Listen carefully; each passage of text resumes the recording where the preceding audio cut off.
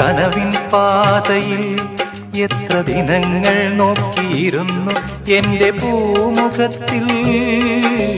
ചേക്കേറാനെത്തിയിടുന്നൊരു ചൈത്രമാസ പൈങ്കിളിയെപ്പോലെ